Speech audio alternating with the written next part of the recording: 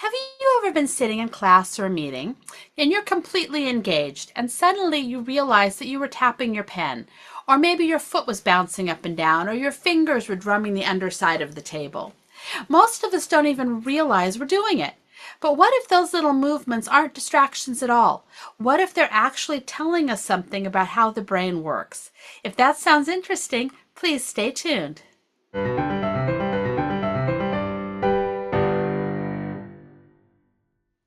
Several years ago, I was sitting in a class while working on my first master's degree.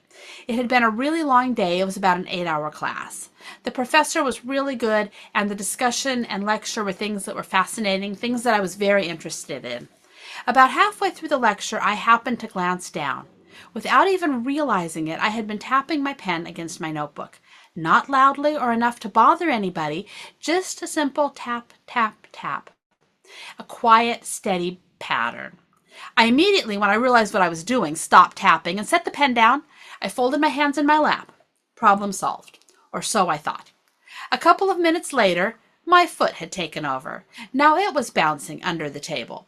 Again, not because I was bored or because I wanted to leave. Quite the opposite. I was probably paying attention closer than I had in the previous session. So if I was completely engaged, why did my body seem to insist on moving? At the time, I didn't have an answer, but I haven't been able to let the incident go. Hi, I'm Becky, founder of Music as Academic, and I work with teachers, schools, families, and organizations to help them translate brain science into practical strategies for learning, attention, and regulation. And every once in a while, you notice something that completely changes the way you're looking at things. For me, that happened at a child's dance recital. It was before the performance had started. People were finding their seats, greeting their relatives, families were talking quietly, but there was no music playing in the theater. There was no pre-show music. An adult relative was sitting beside me that had a leg that would not stop bouncing. You know the kind, nothing really dramatic, but a steady, repetitive shake that I could actually feel in my seat. Then, pretty soon, the lights dimmed and the music began.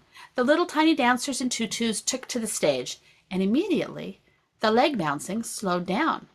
As the music settled into a strong and steady beat, his leg settled with it. Sometimes it stopped altogether. Then the dance and the music ended. The applause would begin, and within a few moments, the bouncing returned. Then the next dance would start, the music would return, and the leg once again settled down. I watched this happen over and over again for an entire 75-minute dance recital. Now, one afternoon at a dance recital doesn't prove anything, but it did make me think.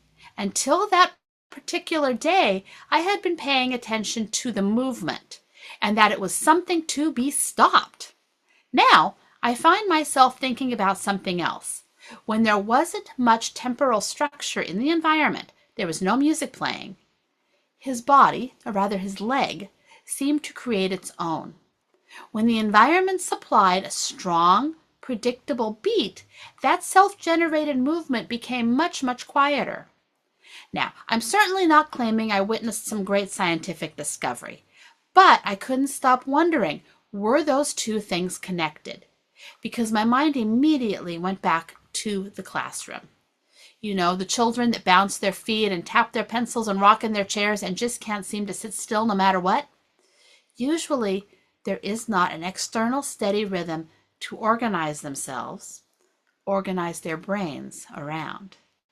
No music, predictable beat, or ongoing rhythmic structure. What if some of these movements we see aren't simply random fidgeting and twitching? What if, at least sometimes, the nervous system is creating the rhythmic organization around the environment, or that the environment isn't providing? Now, think back to the classroom. Picture two students.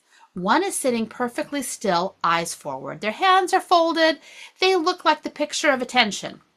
The other student, other side of the room, is tapping their pencil while bouncing their foot, or maybe rocking a little or rocking a lot.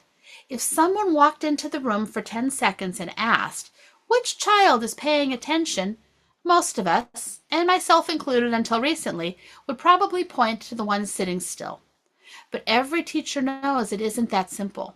Sometimes the child sitting perfectly still, okay, many times the child sitting perfectly still couldn't tell you a single thing that had just been taught.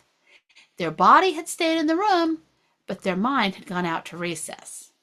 Meanwhile, that child whose feet never seemed to stop moving answered every question.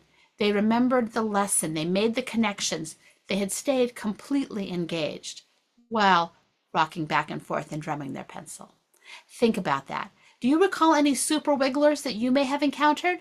Did they know all the answers to the questions, the correct answers? That's because movement and attention are not the same thing. Movement is easy to observe. Attention isn't. We can see one, and we have to infer, many times incorrectly, the other. And those aren't always the same. That alone should make us pause before assuming movement is automatically the problem. I started looking at what the neuroscience had to say. One idea kept appearing over and over again. The brain doesn't simply process information. It processes information in time. Across the brain, billions of neurons communicate through rhythmic electrical activity. These patterns, often called neurooscillations or brain rhythms, help coordinate attention, perception, movement, memory, and prediction. In other words, the brain isn't simply processing what is happening. It's constantly organizing when things are happening. And that was fascinating to me because suddenly all of those little movements looked different. Not because they proved anything, but because they raised a possibility. Think about nearly every movement we've talked about today. We've talked about walking, rocking, foot bouncing, pen tapping, pacing. They're different movements, but they all have something in common. Left alone long enough, they almost always become rhythmic. Not perfectly rhythmic, but predictably rhythmic. So, back to that dance recital. When there wasn't a strong rhythmic structure in the environment, the leg kept creating one, or should we say the brain kept creating one through the leg. When the music supplied a steady beat, the movement became quieter. So how do classrooms differ from dance recitals? Most classrooms ask children to focus. They ask children to focus without providing any ongoing rhythmic structure at all. There's no steady beat or predictable pulse, no external rhythm for the brain to organize around. And yet we expect every child to generate that organization internally. Many children can, but maybe some can't. And maybe some children are trying to create that rhythmic structure themselves, not because they're choosing to be disruptive or because they're refusing to pay attention. How about it's because their nervous system is trying to organize itself? We don't know that for certain, and we shouldn't pretend that we do, but I think it's an idea worth exploring, because if rhythmic organization really matters to the brain, and according to science and research, that seems to be the case, then movement may not always be the thing we should focus on. Maybe the more important thought is, where is the rhythm coming from? Is the brain creating it, or is the environment providing it? That may sound like a small difference, but I don't think it is. I think it changes how we think about fidgeting, wiggling, attention, and teaching. And maybe how we think about learning itself. Because if our brains seem so naturally drawn to rhythm, where did that begin? Well, join me next week as we go all the way back to before you were born.